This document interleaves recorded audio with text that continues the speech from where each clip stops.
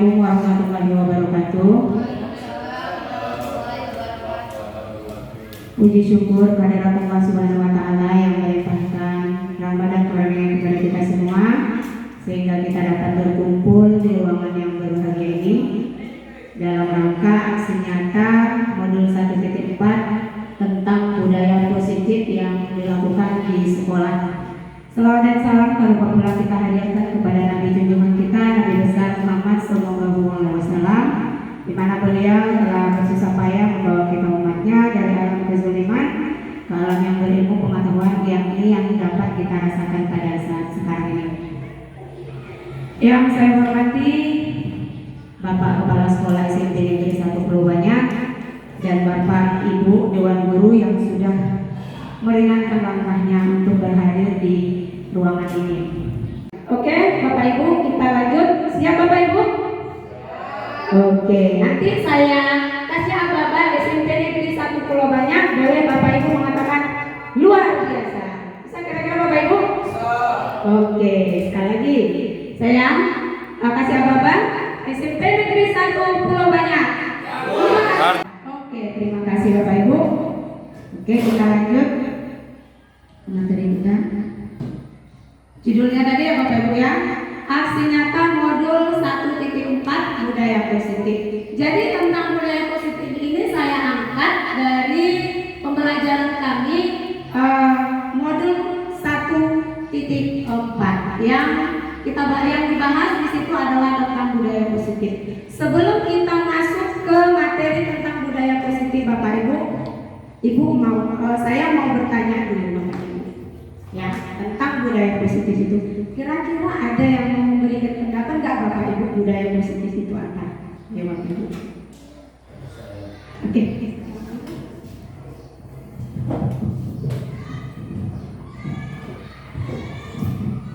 Assalamualaikum warahmatullahi wabarakatuh. Waalaikumsalam. Terima kasih saya ucapkan kepada Bu Dosma yang telah memberikan kesempatan. Kalau menurut pemahaman saya dan saya pahami dari kata-kata dari judulnya ini budaya positif, yaitu kebiasaan yang sudah membudaya, yang sudah kita terapkan di sekolah kita. Kalau saya lihat dari selama ini sudah banyak yang kita laksanakan yang bersifat positif. Yang bersifat positif, ada yang sudah membudaya, ada yang menjelang. Masih proses untuk membudayakan kepada siswa-siswi kita, baik kepada siswi maupun terhadap kita bersama guru. Kalau saya lihat contoh yang sudah membudaya seperti yasinan setiap pagi Jumat, kemudian upacara yang selalu kita laksanakan pagi Senin, kemudian itu sudah membudaya kalau saya lihat. Kemudian masalah salam, sapa, senyum itu sudah mulai kita terapkan, walaupun belum membudaya, tapi sudah kita berusaha untuk menerapkan. Terima kasih, itu yang pendapat saya. Oke, terima kasih Pak Indra atas masukannya. Kira-kira ada Bapak Ibu yang lain memberikan pendapat tentang budaya positif? Oke.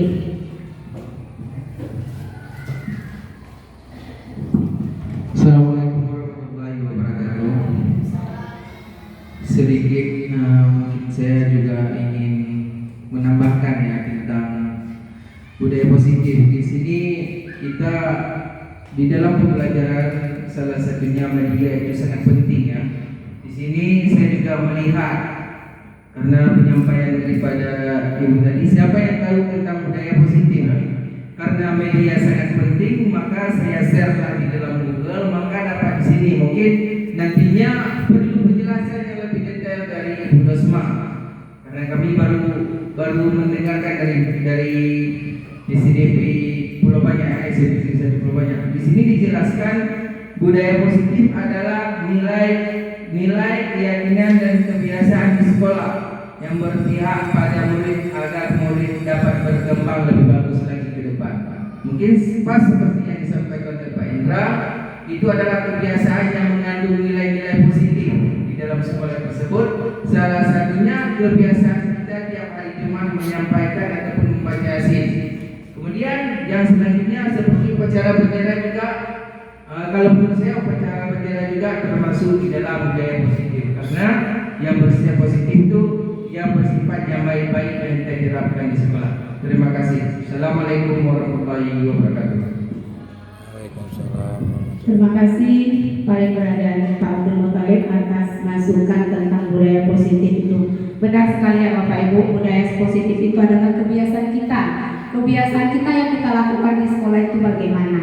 Salah satu kebiasaan yang kita lakukan itu setiap hari Jumat nyatanya sudah kita lihat Bapak Ibu, yaitu yasinan. Jadi itu sudah membudaya di apa namanya di sekolah kita ini Bapak Ibu, itu salah satunya. Jadi terima kasih banyak atas masukannya Bapak Ibu. Boleh kita lihat media sama yang dibacakan oleh Pak Abdul Muthalib tadi. Jadi budaya positif di sini sebuah nilai kebajikan yang menjadikan keyakinan dan pada akhirnya menjadi karakter atau ciri khas dari sebuah komunitas atau lembaga. Jadi ini yang membuat keyakinan itu siapa? Yang membuat keyakinan itu ya siswa itu sendiri. Kalau misalkan siswa itu tidak meyakini adanya budaya positif itu tadi, itu datang dari kita, maka budaya positif yang dilakukan oleh anak-anak itu tidak akan terjadi atau tidak akan selamanya itu ada di dalam diri anak-anak. Salah satunya kita jam 7 harus tepat waktu, ya kan Bapak Ibu? Itu disiplin namanya itu ya. Ketepatan waktu hadir ke sekolah. Terkadang anak-anak datang jam 7 karena memang tidak ada keyakinan ataupun motivasi di dalam diri anak itu tadi. Pasti dia saya cepat hadir ke sekolah. Karena yang ditakutinya adalah siapa?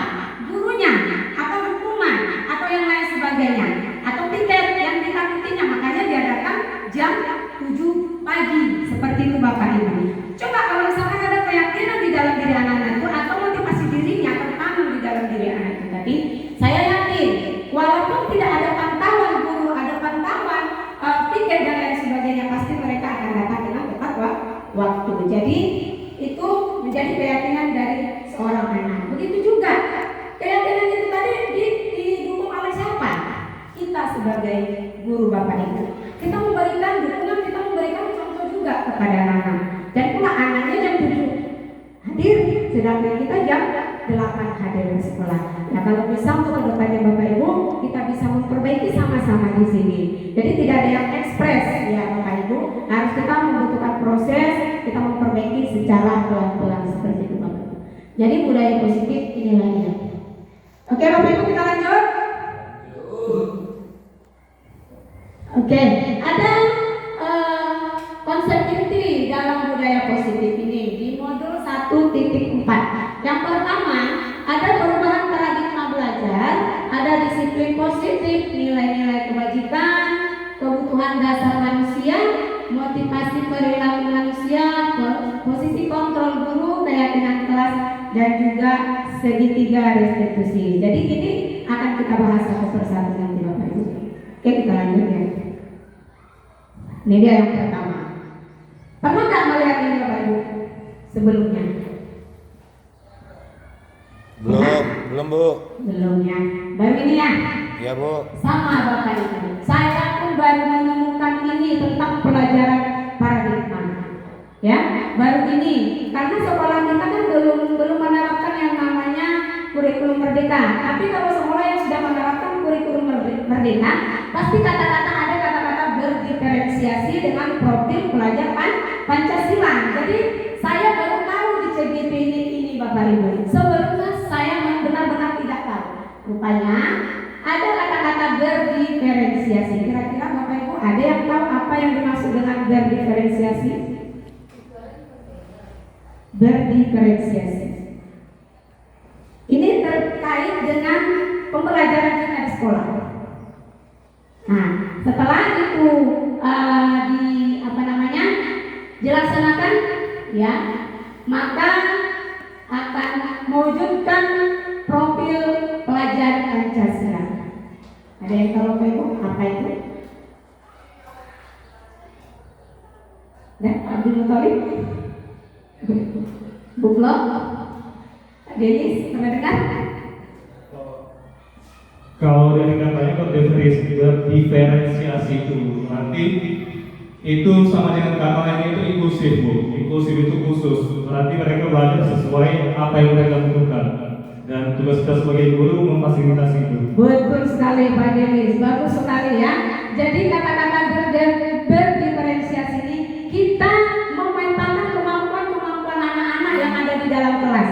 Karena setiap kemampuan anak-anak yang ada di dalam kelas itu berbeda-beda Bapak Ibu. Ada kemampuannya yang menonjol di bagian visual, ada kemampuan anak-anak di bagian kinestetik, ada di bagian dari apa satu lagi Bapak Ibu? Psikomotorik, visual, kinestetik, dan ada ya, Pak. Oke, ya. Ada yang menggambar, yang menonjol di bagian menggambar, ada yang menonjol di bagian yang menjelaskan, ada yang menonjol di bagian yang menulis, seperti itu Bapak Ibu. Jadi di dalam kelas itu anak-anak itu berbeda-beda semua. Jadi kita sebagai guru memfasilitasi siswa.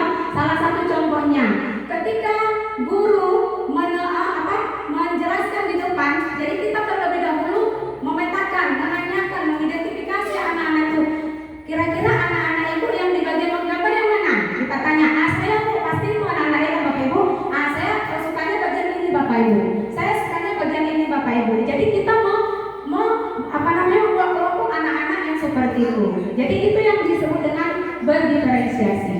Terus setelah melakukan berdiferensiasi sehingga mewujudkan apa Bapak Ibu? Profil Pancasila. Jadi di dalam profil Pancasila ada yang pertama, nampak Bapak Ibu ya?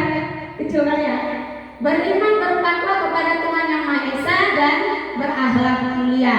Yang kedua ada berkebinekaan global. Kenapa berkebinekaan global? Karena di Indonesia budaya kita banyak Bapak Ibu. Jadi kita ada yang membeda-bedakan. Ya Bapak Ibu. Terus ada yang bergotong royong. Maksud bergotong royong di sini Bapak Ibu bukan kita lihat dari segi menyapu sama-sama, membersihkan sama-sama, tidak Bapak Ibu, tetapi lebih kita lihat berkolaborasi antara siswa dengan guru. Seperti itu ketika kita melakukan pembelajaran ini tadi. Terus yang selanjutnya ada kreatif, ada bernalar kritis atau berpikir kritis. Terus ada mandiri. Itu nilai-nilai yang tercantum di dalam profil pelajar Pancasila Bapak Ibu. Oke, kita lanjut yang kedua. Ini lagi Bapak Ibu. Ada miskonsepsi teori kontrol atau ilusi guru. Miskonsepsi teori kontrol. Ada ilusi guru, ada 4. Yang pertama, ilusi guru mengontrol murid.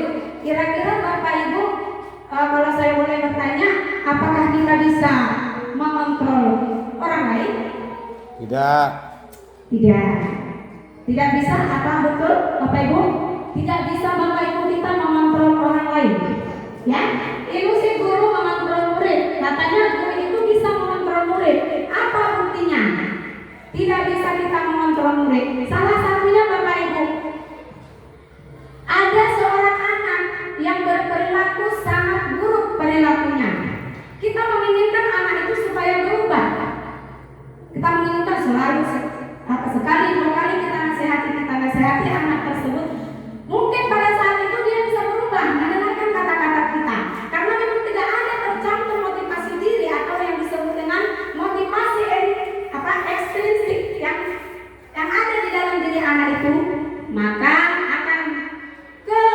akan terjadi lagi selanjutnya perilaku si anak tadi. Ya, akan terjadi perilaku si anak tadi karena memang tidak ada dari diri dia sendiri untuk mau berubah Bapak Ibu. Seperti itu ya, ilusi guru mengontrol murid. Jadi kita tidak bisa mengontrol orang lain kecuali diri kita sendiri. Yang merubah diri kita itu menjadi lebih baik bukan orang lain, tetapi siapa? Adalah diri kita sendiri Bapak Ibu. Oke, yang kedua, ada ilusi guru bahwa semua penguatan positif, efektif dan bermanfaat. Itu tidak benar Bapak Ibu. Ya, seperti yang di awal tadi, ketika kita ingin merubah si anak menjadi lebih baik, kalau tidak ada keyakinan di dalam dirinya, maka penguatan positif itu tidak efektif ada pada anak tersebut. Mungkin dia akan berubah sesaat Bapak Ibu. Sebulan 2 bulan dia akan sebulan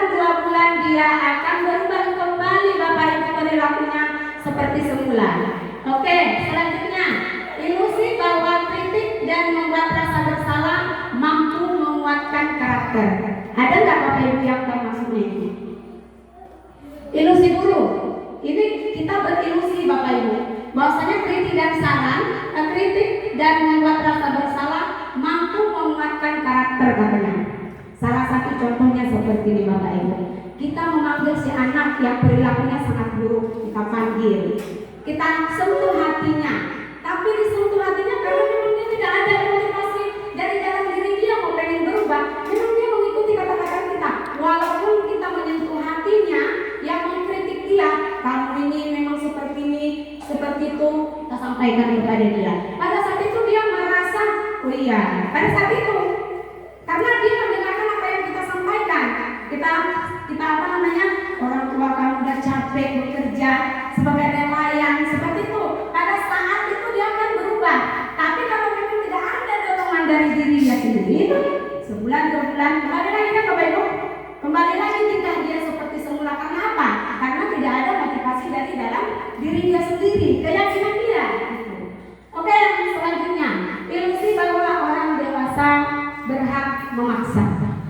Kita Bapak Ibu di sini sudah sebagai orang dewasa, ya Bapak Ibu ya. Nah, dibandingkan anak-anak kita, ya katanya di sini orang dewasa berhak memaksa.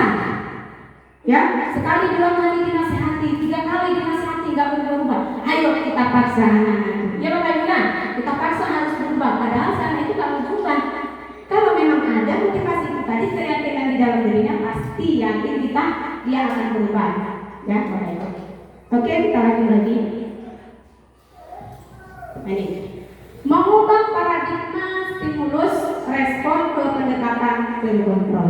Jadi stimulus respon ini, paradigma stimulus respon ini adalah paradigma zaman dulu kita pakai Bapak Ibu. Coba kita perhatikan, apa nggak Bapak Ibu? Apa ya?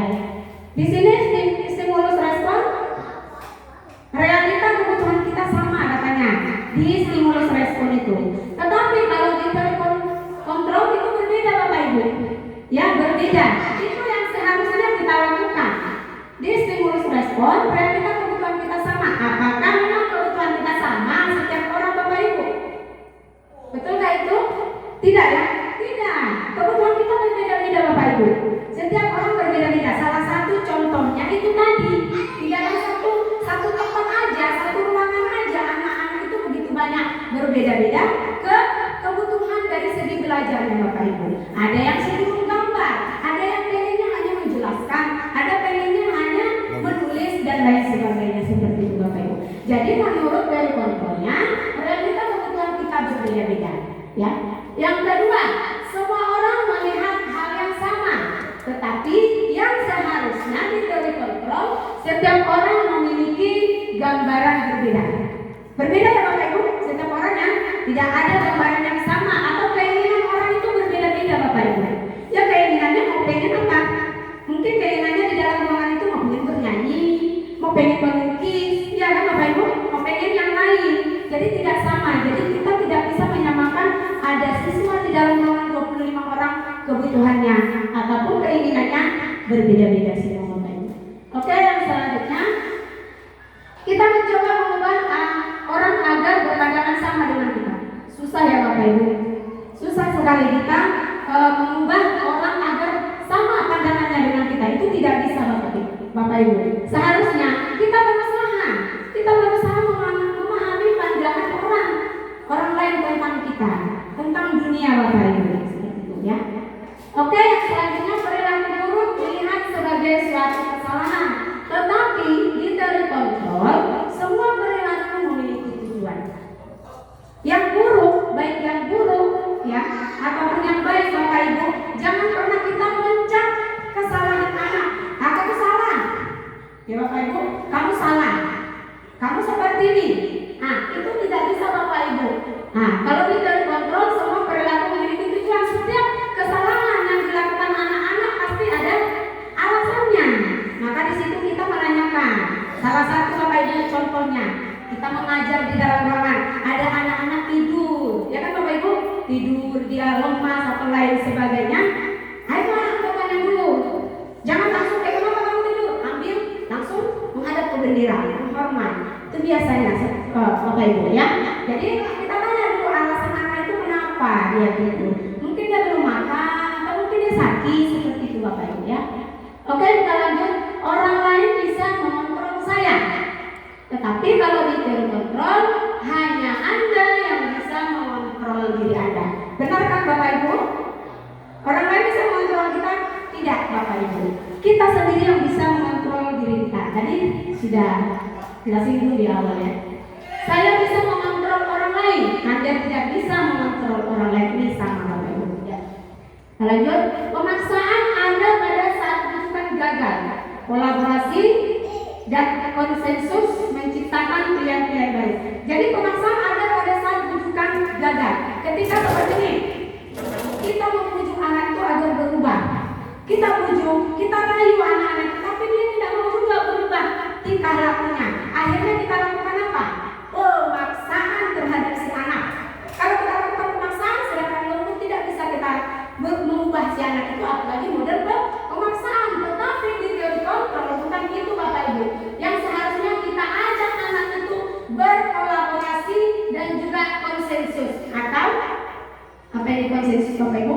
Kita lakukan pendekatan, ya, pendekatan konsensus menciptakan pilihan baru. Jadi kita berkolaborasi, kita dekati anak tadi, kita panggil ke kantor, kita ajak berkomunikasi yang baik si anak tadi, kita tanya kenapa alasannya, kenapa dia bandel, kenapa dia jahat, kita tanya seperti itu Bapak Ibu. Pasti dia nanti akan cerita kenapa dia seperti itu, ya.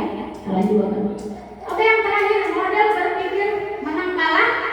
Kalau di teori kontrol, model berpikir menang-menang. Ada nggak seperti Bapak Ibu? Model berpikir menang-menang.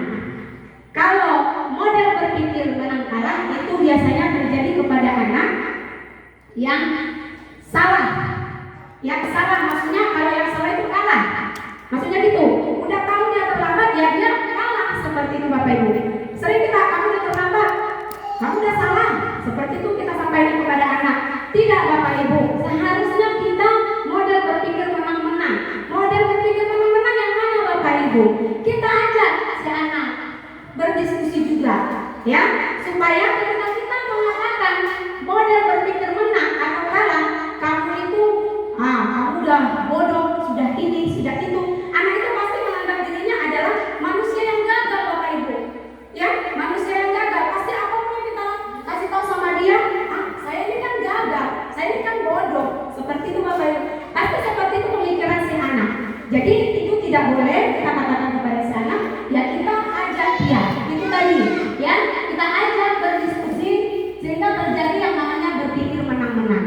Kita ajak dia berdiskusi, berkomunikasi yang baik, ya, bersama kita, anak tadi yang melakukan kesalahan, dan kita sampaikan kepada sana, ketika dia melakukan kejahatan, maka dia harus bertanggung jawab. Jadi ketika dia melakukan kesalahan itu, dia harus bertanggung jawab atas kesalahannya. Jadi itulah yang disebut dengan berpikir menang-menang. Kita tidak menyalahkan si anak. Pasti dia melakukan itu ada alasannya Bapak Ibu.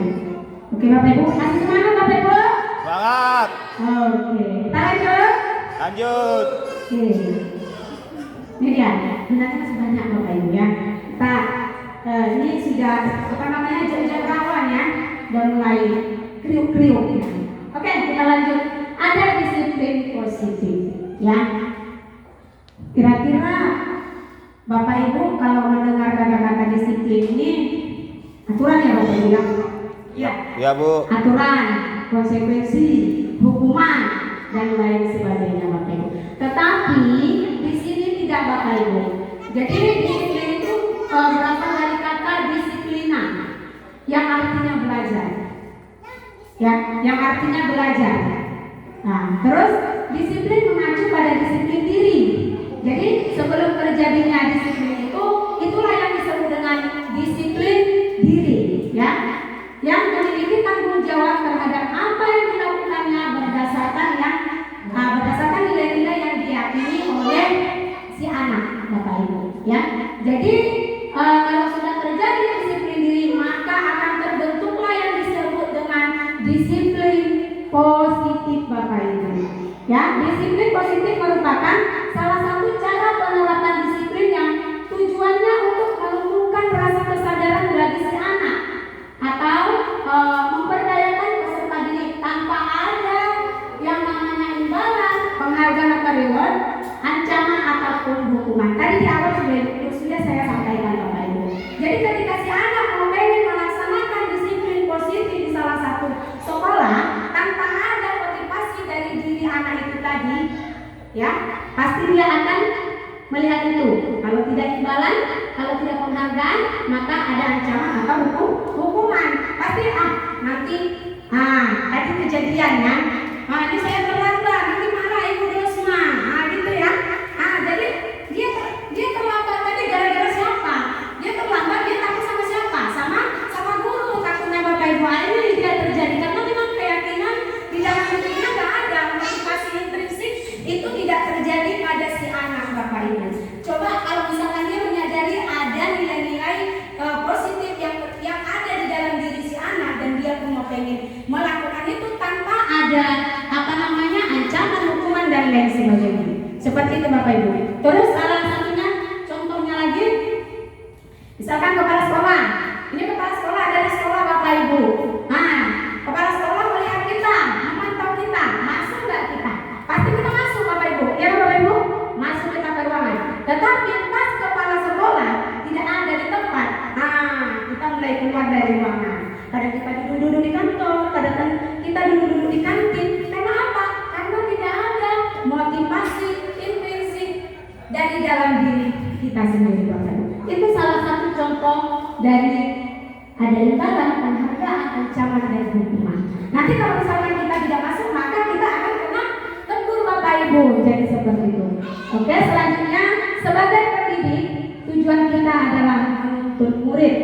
Ya, menuntut murid untuk memiliki disiplin diri sehingga mereka bisa berperilaku yang mengacu pada nilai-nilai kebajikan universal dan memiliki motivasi intrinsik bukan ekstrinsik. Apa saja nilai-nilai kebajikan itu?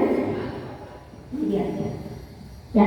Yang dimaksud dengan nilai-nilai kebajikan adalah nilai yang disepakati bersama lepas dari suku, bangsa, agama, bahasa maupun latar belakang. Selain dari yang beberapa yang saya sebutkan ini Bapak Ibu, ada contoh-contoh nilai kebajikan institusi atau organisasi yang saya ambil Bapak Ibu.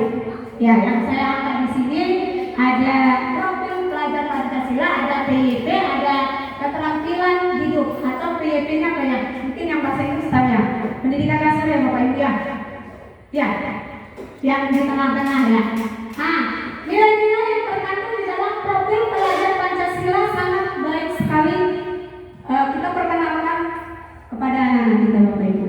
Ya, anak-anak itu harus beriman, bertakwa kepada Tuhan Yang Maha Esa dan berakhlak mulia, berpendidikan global, gotong royong, mandiri, kreatif dan bernalar kritis. Tuh nilai-nilai yang terkandung di dalam profil Pancasila. PYP ada toleransi, rasa hormat, integritas, mandiri, menghargai, antusias, empati, keingintahuan, kreativitas, kerjasama, percaya diri dan komitmen Bapak Ibu. Terus ada keterampilan hidup, dapat dipercaya, pendengar yang aktif, tidak merendahkan orang lain dan memberikan yang terbaik dari diri. Jadi ini sangat baik sekali kalau kita terapkan di dalam sekolah kita Bapak Ibu. Ya, sehingga tercerminlah di dalam diri anak-anak ada yang namanya profil Pancasila, ada PYP dan juga keterampilan itu. Oke Bapak Ibu, kita lanjut lagi. Ini semakin kesini Bapak Ibu semakin enak ceritanya Bapak Ibu ya.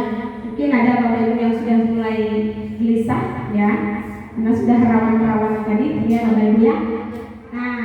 Tapi tidak masalah Bapak Ibu. Apa yang kita pelajari hari ini mudah-mudahan kita bisa menerapkannya kepada anak-anak sehingga anak itu nanti menjadi manusia yang baik seutuhnya Bapak Ibu. Boleh? Gak mungkin kita larang ya. Oke Bapak Ibu, kita lanjut ya. Kebutuhan dasar manusia. Kebutuhan dasar manusia adalah segala sesuatu yang kita lakukan untuk mendapatkan apa yang kita inginkan. Seluruh tindakan yang kita lakukan memiliki tujuan tertentu dan semua usaha terbaik yang kita lakukan adalah dalam rangka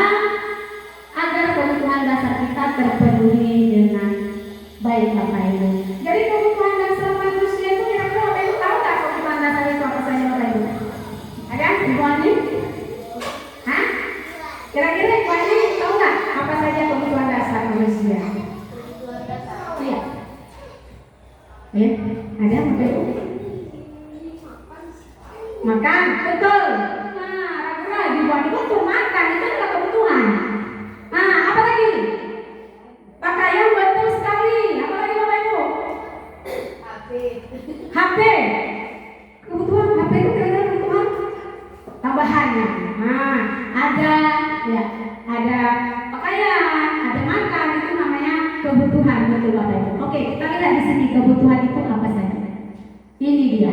Ada 5 kebutuhan dasar manusia yang kita lihat selama di sekolah Bapak Ibu. Ya, yang pertama ada bertahan hidup Bapak Ibu, makanan, pakaian, tempat tinggal, keamanan dan kesehatan. Apa maksud bertahan hidup? Contohnya seperti ini. Kita menemukan siswa ketika kita menjelaskan di ruangan Bapak Ibu. Ya, dia tertidur. Dia lemas-lemas. Tiba-tiba langsung kita panggil seperti yang saya contohkan di awal tadi. Tanpa kita tanya, tanpa kita tahu alasannya, anak itu tadi langsung kita ambil, kita suruh dia keliling lapangan sampai 10 kali Bapak Ibu. Itu salah ya Bapak Ibu. Harus kita tanya dulu sama si anak. Kira-kira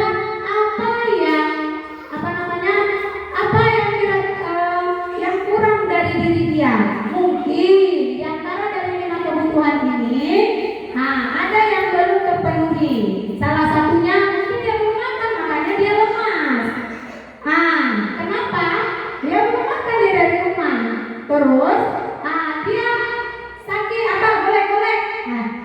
Tertidur di atas meja.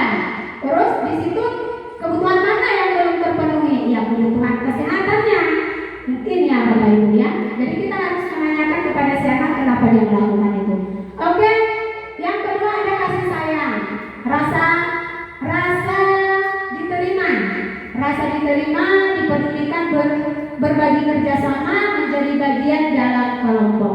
Jadi kasih sayang di sini terkadang anak kita berulang di dalam ruangan, dia mau pengen diterima di lingkungan di sekitar kawannya, temannya, mungkin dia mau pengen diterima oleh gurunya, ya diperhatikan oleh gurunya dan lain sebagainya. Dan apabila terjadi ini di dalam kelas kita Bapak Ibu, mungkin kebutuhan dari beberapa yang kelima ini mungkin dia membutuhkan itu, rasa kasih sayang dan juga rasa diterima Bapak Ibu. Oke, penguasaan, ada harga diri, keinginan untuk dianggap memimpin, prestasi diakui dan didengar. Jadi ini salah satu contohnya Bapak Ibu. Kalau kita menemukan si anak kadang-kadang ada 7 tangan Bapak Ibu ya di dalam kelas. Ada 7 tangan, tapi tidak ada memperhatikannya Bapak Ibu di dalam ruangan. Ini dia penguasaan ini tadi. Dia mau pengen jadi pemimpin, dia mau pengen keinginan untuk dianggap oleh teman-teman dan guru, mau pengen maju ke depan, memberikan pendapat. Tetapi akhirnya dia berulang Bapak Ibu, mungkin tidak terpenuhi ini tadi penguasaan dia di dalam kelas. Oke, yang selanjutnya kebebasan. Mandiri, memiliki pilihan, mencoba hal baru, mampu mengendalikan arah dirinya. Ini ketika kita menjelaskan di depan kelas Bapak Ibu, itu keinginan kita hanya berceramah di dalam kelas. Tetapi kita tidak mengetahui apa yang diinginkan oleh si anak. Ketika kita sudah menjelaskan si anak tadi tidak sesuai dengan yang diinginkannya, makanya akan terjadi ribut, akan terjadi cuki-cuki kalau di sini Bapak Ibu ya, akan terjadi mengantuk dan lain sebagainya. Kalau itu terjadi berarti itu pembahasan anak itu terbuka, ibaratkan dia itu terikat Bapak Ibu di sini. Ya, makanya kita beri kebebasan mereka, kita kasih apa yang diminati oleh si anak dari segi belajarnya. Oke, selanjutnya kesenangan, bermain, humor, antusias, tertawa. Bapak Ibu, jangan kita, saya pun termasuk juga ya Bapak Ibu, jangan kita marahi anak kita ketika tertawa dia di dalam ruangan. Kamu ketawa, ibu lagi menjelaskan kamu tiba-tiba ketawa, itu ya Bapak Ibu ya. Kadang-kadang anak-anak tertawa atau senang mau pengen bermain. Karena apa? Dia bosan di dalam ruangan melihat gurunya hanya menjelaskan aja Bapak Ibu. Jadi dia pengennya dia mau pengen dia belajar sambil bermain, ataupun gurunya menjelaskan itu jangan fokus ke pembelajaran, tapi dia tidak melihat anak didiknya bagaimana posisi di tempat duduknya, apakah dia bosan atau bagaimana. Sekali-sekali Bapak Ibu kita kasih humor sedikit ya Bapak Ibu ya. Jadi ini kesenangan. Jadi anak itu perlu kita kasih kesenangan supaya tidak bosan di dalam rumah. Jadi inilah Bapak Ibu 5 kebutuhan dasar manusia. Ya, jadi ketika terjadi di dalam kelas Bapak Ibu, berarti ada sesuatu yang kurang di dalam diri anak tadi. Apa mungkin kebutuhan dasar yang kelima-lima ini Bapak Ibu? Keren-keren Bapak Ibu. Kasih semangat Bapak Ibu. Semangat. Oke, walaupun hanya beberapa orang tetap semangat. Oke, kita lanjut Bapak Ibu. Kebutuhan dasar manusia, ada motivasi perilaku manusia. Itu tadi ya Bapak Ibu. Motivasi dari dalam diri kita. Di sini untuk menghindari ketidaknyamanan hukuman. Itu disebut dengan motivasi ekstrinsik atau motivasi datang dari orang lain Bapak Ibu. Jadi ketika kita mau pengen berubah karena perkataan guru, bukan dari dalam diri kita masing-masing atau siswa tadi, karena pengaruh dari guru. Kalau memang tidak ada motivasi diri kita mau pengen berubah, itu tidak akan berubah secara total Bapak Ibu. Mungkin sementara sebulan 2 bulan dia akan kembali lagi ke perilaku yang semula Bapak Ibu. Itu ya. Untuk mendapatkan penghargaan dari orang lain Bapak Ibu, seperti terlambat tadi. Nanti saya terlambat, nanti dimarahi oleh guru piket seperti ini. Dia kan karena hukuman atau penghargaan, mau pengen si A ini rajin kali, kamu rajin sekali hadir ke sekolah. Itu karena apa? Anak itu kan mau pengen pujian dari guru, bukan dari dalam diri dia, mau pengen berubah disiplinnya seperti itu Bapak Ibu.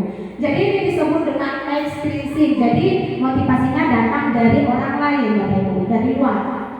Selanjutnya untuk menjadi orang yang mereka inginkan dan menghargai diri sendiri dengan nilai-nilai yang mereka percaya.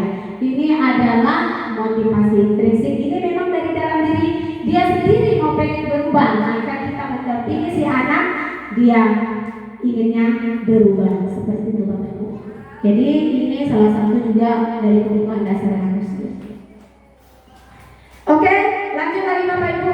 Coba kita perhatikan Bapak Ibu, hukuman, konsekuensi, restitusi. Oke, hukuman. Hukuman itu biasanya bersifat apa itu? Tiba-tiba. Tidak ada kesepakatan antara guru dengan siswa di sekolah. Nah, itu kalau hukuman. Misalkan, di dalam ruangan dia tiba-tiba atau toko meja. Kamu toko meja, silakan kamu apa? Sapu halaman sekolah semuanya. Itu namanya hukuman berencana. Bukan berencana, maksudnya secara tiba-tiba kita lakukan. Itu namanya hukuman Bapak Ibu. Konsekuensi beda dengan hukuman Bapak Ibu. Kalau konsekuensi ini berarti kita sepakati dulu dengan siswanya, ya kan Bapak Ibu? Ada peraturan di dalam sekolah. Berarti kalau melanggar peraturan akan mendapatkan sanksi atau konsekuensi seperti itu. Jadi itu sudah direncanakan atau disepakati guru dengan siswa. Oke, ada restitusi. Restitusi ini adalah proses menciptakan kondisi bagi murid untuk memperbaiki kesalahan. Proses kolaboratif yang mengajak murid untuk mencari solusi sendiri Bapak Ibu. Jadi restitusi ini sangat baik kita lakukan terhadap anak didik kita. Jadi di sini menciptakan kondisi bagi murid untuk memperbaiki kesalahan. Kita menanyakan kesalahan, menanyakan alasan-alasan yang dilakukan anak itu kenapa dia melakukan kesalahan seperti itu Bapak Ibu. Jadi kita cari tahu masalahnya apa sehingga si anak mau cerita. Di sini ada kolaboratif, berarti kita diskusi dan menciptakan komunikasi yang baik terhadap si anak sehingga si anak tadi mau cerita kepada kita Bapak Ibu. Tetapi kalau kita mengajak anak itu tadi berkomunikasi dengan membentak ataupun memarahi dia, yakin dan percayalah Bapak Ibu, itu tidak akan terjadi kolaboratif atau komunikasi yang baik terhadap si anak. Mungkin dia tidak akan mau berubah dan tidak akan mau mendengarkan kita. Seperti itu Bapak Ibu ya. Oke, kita lanjut. 5 posisi kontrol guru. Pernah gak kira-kira Bapak Ibu lihat ini Bapak Ibu? Kalau penghukum sudah ya Bapak Ibu ya. Penghukum ya. Nah, salah satunya penghukum jangankan Bapak Ibu, saya juga Bapak Ibu, baru saya di sini di CGP ini baru saya sadar Bapak Ibu bahwasanya penghukum itu tidak baik Bapak Ibu. Ya, saya selama ini saya salah persepsi bahwasanya hukuman itu sangat baik untuk anak Bapak Ibu. Rupanya tidak Bapak Ibu. Itu akan menyakiti perasaan si anak kalau kita melakukan hukuman Bapak Ibu ya. Terus ada teman. Nah, posisi kontrol sebagai teman. Ada posisi kontrol pembuat merasa bersalah. Ada posisi kontrol sebagai pemantau. Dan ada yang terakhir adalah sebagai manajer. Kira-kira menurut Bapak Ibu mana yang lebih baik di antara yang lainnya? Oke, sebagai pemantau? Enggak. Manajer, betul sekali. Oke, sebagai manajer, Bapak Ibu, ya kita di sini maksudnya bukan saya meminta Bapak Ibu sebagai yang ada di depan ini, tidak. Yang ada di depan ini Bapak Ibu. Ya, sebagai manajer itu sangat baik di antara semuanya Bapak Ibu. Karena di sini kata-katanya itu tidak ada yang menyakiti. Dia mencari solusi kalau di manajer ini Bapak Ibu. Ya, kalau sebagai penghukum Bapak Ibu, ya. Nah, sebagai penghukum ya jelas-jelas ya kita hukum anak itu tadi dengan menggunakan ada juga kata-kata yang menyakiti si anak. Ya, bisa kita lihat di sini. Itu kalau manajer dalam konsep pikiran saya antara manajer dan bawahan gitu. Jadi dalam artian manajer itu gimana dengan bawahnya, berarti seperti itu gitu. Dalam konsep saya ya, manajer itu seperti apa gitu. Oke Bapak Ibu, ini ya kita di sini memang sebagai guru, bukan kita sebagai pemimpin, bukan sebagai pemimpin Bapak Ibu. Tapi manajer ini lebih ke merangkul anak Bapak Ibu. Ketika terjadi masalah kepada si anak, jangan kita membentak, langsung kita kasih hukuman atau sebagai teman. Nah, tolong ya nak, lakukan ya. Mau kan gitu? Tolong ya nak, lakukan ya. Itu kan sebagai teman Bapak Ibu, lakukan ya dengan ibu, ya kan? Lakukan ya dengan ibu. Itu Bapak Ibu sebagai teman. Sebagai pemantau seperti yang saya jelaskan sama Bu Ani tadi. Oke, lebih jelasnya bisa kita lihat di sini. Ada kata-katanya, Bapak Ibu. Ya, ini ada contoh penerapan 5 positif kontrol guru. Kasusnya, siswa tidak memakai atribut lengkap saat upacara bendera. Kalau sebagai penghukum itu, Bapak Ibu, kalau kita di posisi penghukum, hormat pada bendera selama 1 jam. Itu sebagai penghukum. Ya Bapak Ibu, sebagai penghukum. Ya, ketika si anak tidak memakai atribut, ya, maka si penghukum kita sebagai guru akan menyuruh anak hormat bendera selama 1 jam. Itu tidak baik Bapak Ibu. Ya, yang kedua sebagai teman ini, sebagai teman, kata-katanya Bapak Ibu. Oke Bapak Ibu. Oke, lanjut. Sebagai teman, ayo dong ikuti aturan sekolah, tolong bantu ibu. Ya, sekali ini ya sudah tidak apa-apa. Lain kali jangan sampai berbuat seperti ini lagi ya nak. Mau kan Bapak Ibu kita ngomong seperti ini kepada anak-anak sebagai teman? Ya, kalau sebagai teman ini tidak akan membuat karakter si anak Bapak Ibu. Karena apa? Bisa saja nanti hanya sama kita aja dia percaya. Pasti ketika guru lain dia tidak ada yang percaya Bapak Ibu kalau kita sebagai teman. Ya kita ketika bertemu sama kita dia mau sama kita mengikuti apa yang kita inginkan. Tetapi kalau sama guru lain dia akan membantah Bapak Ibu. Seperti itu kalau sebagai teman. Ya Bapak Ibu. Oke kita lanjut. Pembuat merasa bersalah. Beberapa kali ibu bapak harus memberikan kamu. Kamu selalu saja mengecewakan Bapak Ibu. Nah ini pernah nggak Bapak Ibu dilakukan ini? Tersentuh kepada hati si anak Bapak Ibu, ya tersentuh. Tapi tersentuhnya itu menyakiti dirinya, menyakiti diri si anak. Sebuah apa di sini kan dia merasa bersalah si anak tadi. Bukan dia merasa bersalah, bukan dia langsung apa ibu ini ngomongnya seperti ini berarti saya berubah. Tidak Bapak Ibu, tidak akan berubah si anak kalau kita mengatakan kata-kata seperti ini Bapak Ibu. Kembali lagi ke motivasi diri tadi Bapak Ibu, ya sebagai pemantau. Jadi ini kata-kata sebagai pembuat merasa bersalah Bapak Ibu, ya. Ini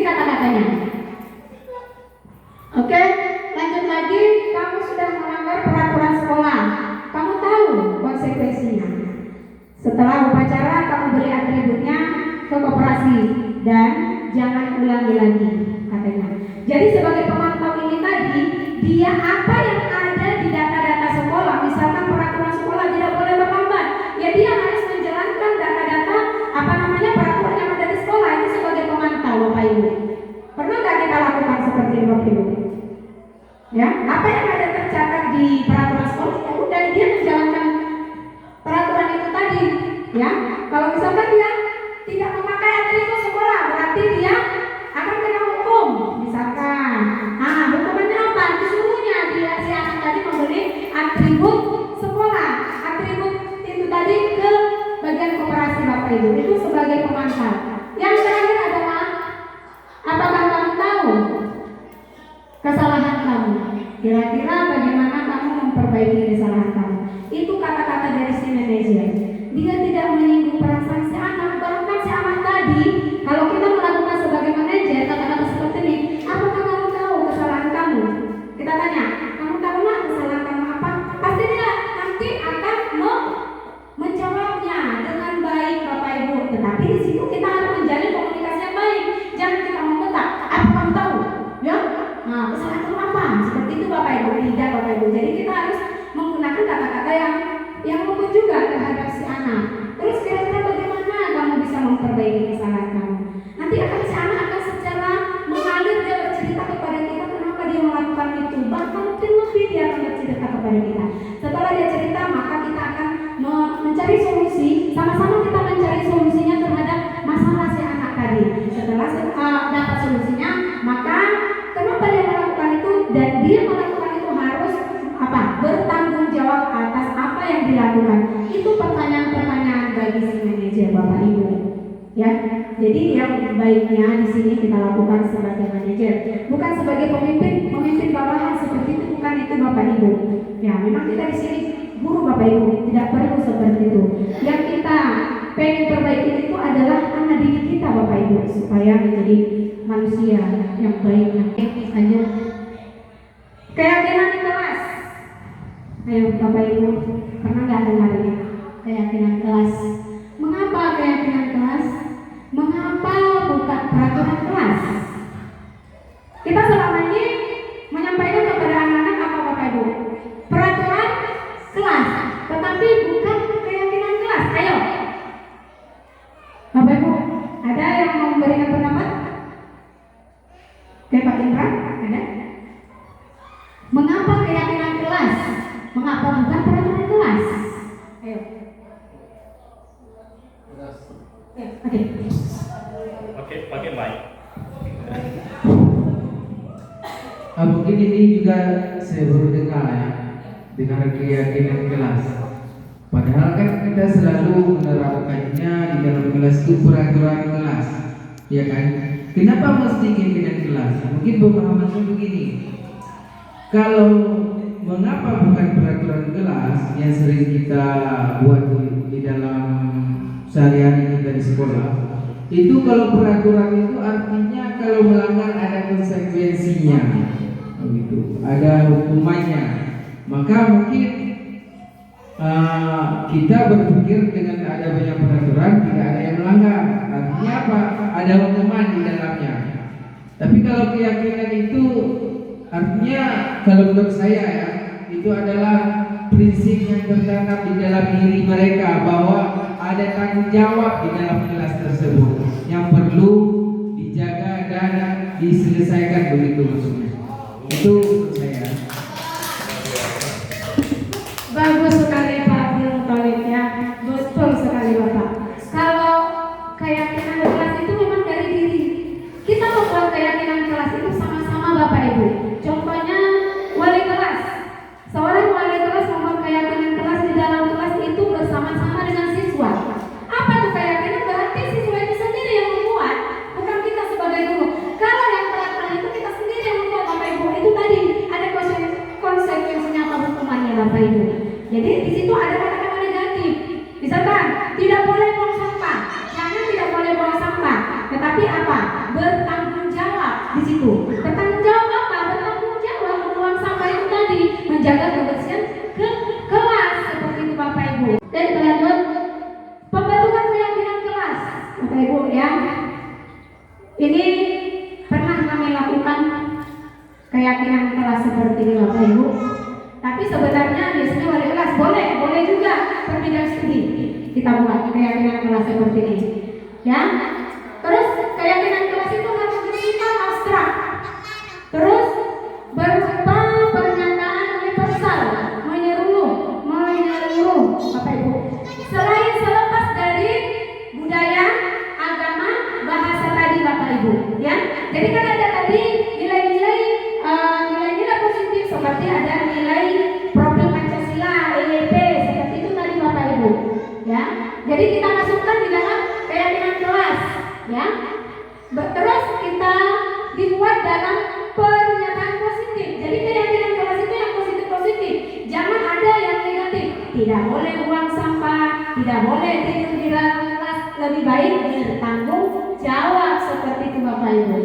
Sedikit saja agar mudah diingat. Jadi keyakinan kelas itu nggak usah rame-rame kali Bapak Ibu. Jadi kalau sedikit mudah diingat oleh anak-anak. Sesuai dengan kondisi kelas dan sekolah sehingga mudah diterapkan Bapak Ibu. Jangan macam-macam kita buat keyakinan kelasnya sehingga si anak pun susah menerapkannya di dalam kelas ataupun di lingkungan sekolah. Ada keyakinan kelas yang kita buat di dalam kelas, ada juga keyakinan kelas keyakinan di lingkungan sekolah, dan itu kita sama-sama membuatnya dengan guru dan siswa Bapak Ibu ya. Semua warga kelas dilibatkan saat membuat keyakinan kelas. Jadi di sini bukan guru yang membuat keyakinan kelas. Itu kita tanya kepada anak-anaknya. Ayo anak-anak, keyakinan kelas mana yang perlu kita buat? Nah, nanti pasti sana. Saya disiplin, tanggung jawab, hormat, solidaritas, ada peduli, seperti itu Bapak Ibu. Ya kan Bapak Ibu? Jadi inilah pembentukan dari keyakinan kelas. Bapak Ibu boleh melakukan itu, boleh sekali Bapak Ibu, supaya anak-anak tadi ada rasa tanggung jawabnya Bapak Ibu. Nah, sehingga motivasi intrinsik tadi terbentuk di dalam diri anak-anak kita Bapak Ibu. Ya, jangan dipengaruhi dari eksternalnya atau ekstrinsiknya Bapak Ibu. Dari kitanya, jangan Bapak Ibu. Harus memang dari diri si anak. Ya, oke kita lanjut. Selanjutnya ada namanya segitiga restitusi. Ya, segitiga restitusi ini adalah suatu proses dialog yang dijalankan oleh guru agar dapat menghasilkan murid yang mandiri dan bertanggung jawab. Jadi segitiga restitusi ini sangat baik kita lakukan di sekolah Bapak Ibu. Ada 3 segitiga restitusi. Yang pertama adalah menstabilkan identitas Bapak Ibu. Yang pertama menstabilkan identitas, yang kedua adalah validasi tindakan yang salah. Yang ketiga adalah menanyakan keyakinan kelas, ya. Itu ada 3 segitiga restitusi. Apa itu menstabilkan identitas? Jadi di sini Bapak Ibu ada pertanyaan-pertanyaan yang kita munculkan di dalam segitiga restitusi ini. Kita tuju kepada anak didik kita Bapak Ibu. Ada kata-katanya, ya. Menstabilkan identitas itu berdasarkan prinsip membuat kesalahan adalah bagian dari proses pembelajaran. Jadi ketika si anak terjadi melakukan sebuah kesalahan, kita memanggil si anak. Tentu kita harus berkolaborasi dengan si anak, dengan komunikasi yang baik terjalin dengan baik dengan si anak Bapak Ibu. Ya, jadi kita di sini menanyakan salah satu kata-katanya seperti ini Bapak Ibu, menstabilkan identitas. Kata-katanya, berbuat salah itu wajar. Ya, ketika dia melakukan kesalahan, misalnya mencontek, nah berbuat salah itu wajar. Tidak ada manusia yang sempurna. Ibu juga pernah melakukannya. Ibu tidak mau mencari siapa yang salah, tapi ibu ingin mencari solusi dari permasalahan kamu. Seperti itu Bapak Ibu ya. Terus kamu berhak merasa begitu. Jadi kita harus menanyakan kepada si anak tadi, ya. Nah, kita tanyakan. Kita di sini menstabilkan identitas tadi agar si anak tidak gagal Bapak Ibu. Jadi kalau misalkan kita memfonis dia kamu itu salah, makanya dia akan menganggap dirinya itu adalah manusia yang gagal. Jadi supaya tidak terjadi seperti itu, maka kita lakukanlah yang disebut dengan menstabilkan identitas. kelas. Agar si anak tadi ketika dia salah, saya salah, Bu. Nah, saya salah. Ya. Nah, berarti kalau udah salah dia, ya berarti dia beranggapan dia itu orang gagal seperti itu. Jadi kita geser. Ya, yang gagal tadi kita geser menjadi orang yang sukses seperti itu Bapak Ibu dengan membuat kata-kata seperti ini. Ya. Oke, kita lanjut Bapak Ibu. Yang kedua adalah validasi tindakan yang salah. Ya, ketika mereka melakukan kesalahan, maka kita melakukan validasi tindakan yang salah. Berdasarkan prinsip setiap perilaku berupaya memenuhi suatu kebutuhan tertentu Bapak Ibu. Ya, apa saja kata-kata yang ada di dalam validasi tindakan yang salah? Ya, jangan kita langsung kamu salah nak. Jangan kita langsung mengatakan seperti itu Bapak Ibu. Ada pertanyaan-pertanyaan yang kita tujukan kepada saya seperti ini Bapak Ibu. Kamu pasti punya alasan mengapa melakukan hal seperti itu. Jadi setiap anak melakukan kesalahan itu Bapak Ibu, nah ada alasannya. Kenapa dia mencontek Bapak Ibu? Nah ada alasan kenapa dia mencontek. Mungkin dia mencontek diakibatkan apa Bapak Ibu?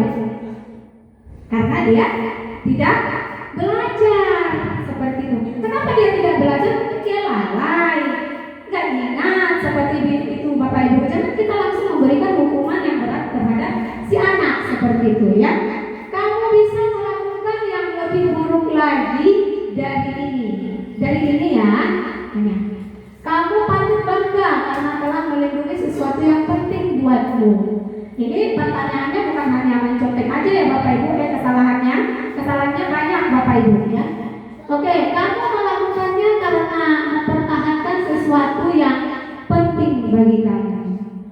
Ya, mungkin dia diganggu oleh kawannya Bapak Ibu. Nah, dia membela diri. Nah, ini pertanyaannya. Kamu melakukan karena mempertahankan sesuatu yang penting bagi kamu. Jadi ini, pertanyaan-pertanyaan yang dituju dari validasi tindakan yang salah Bapak Ibu. Oke, selanjutnya menanyakan keyakinan. Nah, itu tadi keyakinan kelas yang kita buat di dalam kelas Bapak Ibu. Kita tanyakan kepada si anak. Nah, di sini prinsipnya teori mengontrol bahwa pada dasarnya kita termotivasi secara intrinsik. Ya, kontrol itu dapat dari dalam diri kita sendiri, bukan dari orang lain. Jadi keyakinan kelas itu memang dari si anak datangnya Bapak Ibu. Nah, ini pertanyaan-pertanyaannya. Apa keyakinan kelas kita? Kita tanya sama si anak ketika melakukan kesalahan Bapak Ibu. Nah, kenapa Adwin kamu mencontek? Nah, kita tanya apa keyakinan kelas kita kemarin yang sudah kita bentuk? Gitu ya, tanggung jawab biasanya Bapak Ibu. Kalau mencontek apa itu Bapak Ibu? Di situ ada tanggung jawab nggak? Belajar, gitu ya. Nilai-nilai apa yang telah disepakati bersama? Apa nilai-nilai? Ya. Nah, terus seperti apa gambaran sebuah kelas yang ideal menurut kamu? Ini sesuai dengan pertanyaan-pertanyaan, sesuai dengan masalahnya ya Bapak Ibu. Tidak semua masalah sama pertanyaannya, tidak. Mana yang sesuai dengan pertanyaan ini Bapak Ibu? Ya, kamu ingin menjadi orang yang seperti apa? Jadi ketika kita menanyakan keyakinan kelas, pasti dia, oh iya, saya melakukan ini Bapak Ibu, seperti itu. Ya, oke. Kita sudah berakhir di segitiga restitusi Bapak Ibu. Kira-kira ada yang mau memberikan masukan atau yang mau apa ya? Di sini karena saya di sini bukan sebagai guru, kita di sini belajar Bapak Ibu ya.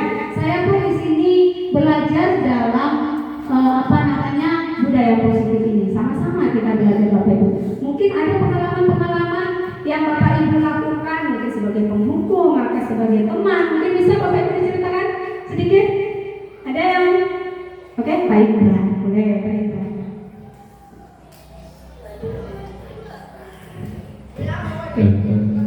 Baik. Mungkin pertanyaan saya ini bisa dibantu dari kawan-kawan semua nanti. Yang sering saya temukan dalam kegiatan mengajar di dalam ruangan kelas, ada suatu alasan siswa yang membuat saya bingung untuk mengambil tindakan. Misalnya seperti ini, kepada siswa-siswa saya sudah saya berikan buku paket misalnya, sudah saya bagikan. Ketika pas hari belajar dengan saya, buku paketnya tinggal misalnya. Alasan siswa tersebut lupa. Itu ketika alasan siswa tersebut lupa, bingung saya. Kalau lupa alasannya apa yang harus saya lakukan? Karena tidak bisa kita mengurus, dia lupa. Lupa itu kan suatu kewajaran. Kan? Jadi kalau sering-sering lupa, tidak cocok juga kan dalam belajar kita. Mungkin kawan-kawan yang lain bisa membantu. Kalau ketika alasan lupa bagi siswa, apa yang harus kita lakukan?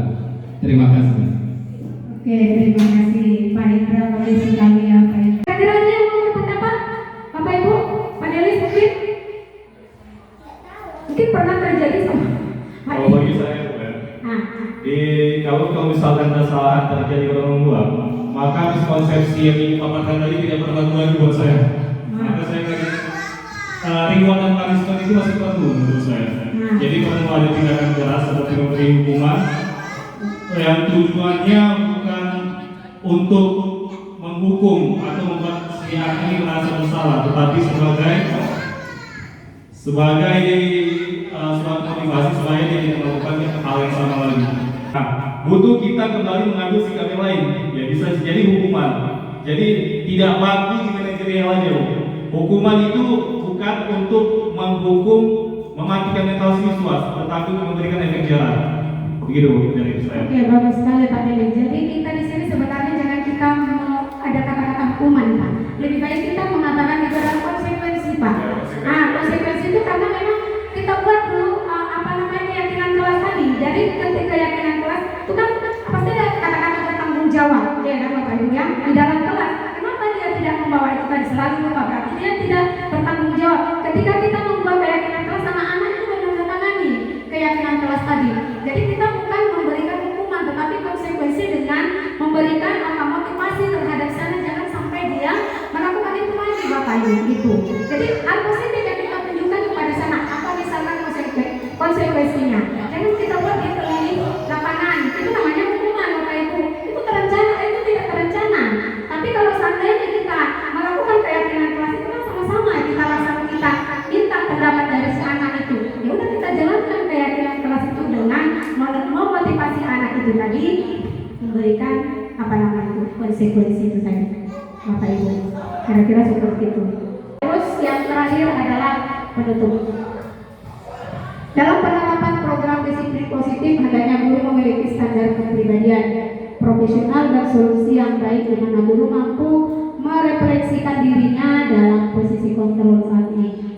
Bagaimana perjalanan dirinya sehingga among atau disebut dengan manajer, ya. Kalau sama kami among itu adalah bapak. Ya, bapak itu adalah sebagai pemimpin di dalam keluarga Bapak Ibu. Jadi ibu kan tahu saya nggak tahu apakah ini bahasa Batak atau bahasa apa, nggak tahu saya Bapak Ibu ya. Jadi manajer ya yang menuntut murid-muridnya menjadi insan yang positif, merdeka dan bertanggung jawab. Terima kasih Bapak Ibu atas kehadirannya di tempat ini ya. Oke, saya akhiri. Sekian dan terima kasih.